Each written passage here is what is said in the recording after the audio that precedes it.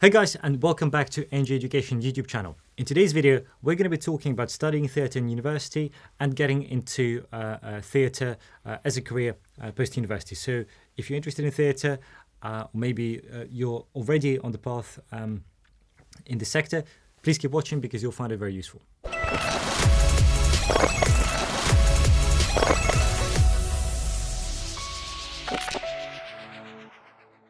All right, guys, so without further ado, I'm very pleased to introduce my colleague, Alex. Hi, Alex, how are you doing? Really good, Sonny. Nice to see you. Good to have you here. So, and Alex here, going to be talking to us about theatre and studying theatre, getting into theatre careers. So, Alex, first of all, what actually makes you qualified to talk about this today? So I studied at the Bristol Old Vic Theatre School, which is one of the top theatre schools in the country. I studied acting there, and I'm now a professional actor alongside my sort of educational work. So yeah, I think that's my main qualification. Yeah, no, fair enough. So how does it actually work? Because few actors actually have acting undergrad degrees. You know, majority do something else and then go into it. So what path did you take? So the path that I took is I went to university first of all to not do acting. I went to the University of York, studied history, did that for 3 years, and acting was something I liked but never considered a career. While I was at university, I was part of the drama societies and the musical societies and things like that, and it gradually took over my life, as I think it takes over quite a lot of people's lives at university, those social activities. And it was about halfway through that someone said, look, if you love this so much, why not try and go and, if not pursue a career straight away, why not try and go and train? So I took the decision at the end, in my final year of studying at university, while I was doing my dissertation, all the high-pressured things like that actually I was going to try and get into drama school, and that meant applying for all the prestigious drama schools in the country, doing their auditions, seeing how far you got. It took me a couple of goes, and then I got in at Bristol and went and did a 2-year postgraduate degree there. Cool. I think lots of people find that they do it that way, that they go to university first, and then they either do an MA or they do what I did, which is an FDA, sort of 2-year specialised postgrad. So degree. what's an FDA? An FDA, I think it's called a Foundation Diploma Award, but it's not a foundation. There's two types of foundations. There's a foundation that you do before going to drama school, which is like, here's a taster of what it might be like to do a 40-hour week of intensive drama training. And then there's a postgrad FDA, which is taking a 3-year BA course and doing it in 2 years, 2 intense years for people who already have a BA, so don't need that acclimatisation to university life or anything like that. They just want to study, and also it's £9,000 cheaper because you don't have an extra year's tuition on it. Yeah. So that's the path that I did. It's the path that a lot of people do. There's a massive difference between doing a vocational drama school training and doing theatre or theatre studies or something like that at university. So we can go into that a little bit later on. Cool.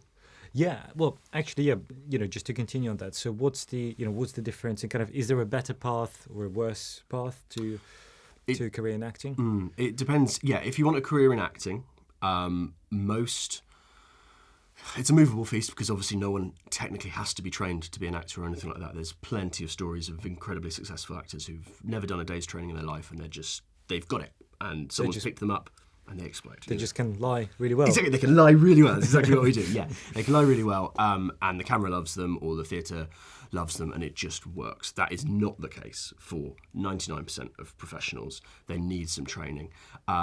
If you want to become an actor, the industry needs to see the industry standard training in you, and the industry standard training is vocational. It means going to an accredited drama school and doing a full-time acting course, usually 3 years, sometimes 2 years. However, universities also run very successful theatre degree courses. Mm-hmm. Now that, you will do some acting in it. You might do a lot of acting in it. You might even focus on acting, but the industry does not recognise that as a full-time vocational training, because a lot of what you do is the other stuff. You learn about practitioners. You do the theoretical side that you don't have time for at drama school. You might move more into the stage management, the backstage side, the writing side, the directing side. There's a lot of people in my industry who did a degree in theatre studies before they did a degree in acting, because it opens your mind up and you discover what you love about that. But the most important thing to remember is if you want to be an actor, if that's all you want to do, the industry wants to see a recognised drama school on your CV. Recognised, cool. And in terms of, so you so far have been talking about UK-based, degrees and UK path. Can you get, can you pursue this, let's say your path, and then move to America or Canada or I don't know Europe to be an actor, or do you need local qualifications there? No. The the industry is obviously worldwide, and it recognises all types of drama institutions. I've worked with people who've trained at Tisch, which is part of NYU, or Columbia's got a huge scheme. So does Yale. So American drama schools are generally more part of the universities. They have a slightly different system, but there's no real difference. The only difference becomes about going and working in America, or conversely coming and working in the UK, is a question of visas, and it's a question of unions, in that the United States has an incredibly strong actors union called Equity. We have a British Equity, which is much less strong, and it basically means that unless you are hugely in demand and you can and the producers can really prove why they need you and not a homegrown American actor, you're not getting a visa in America. Whereas the UK Equity is a little bit more equitable. Yes, less stringent on that, for sure. Okay, yeah. Interesting. Well, Alex, this was really useful. Just rounding up, final top 3 tips from you to our viewers on how to break into acting. What's what they need to be doing. What are some of the things that you can tell them?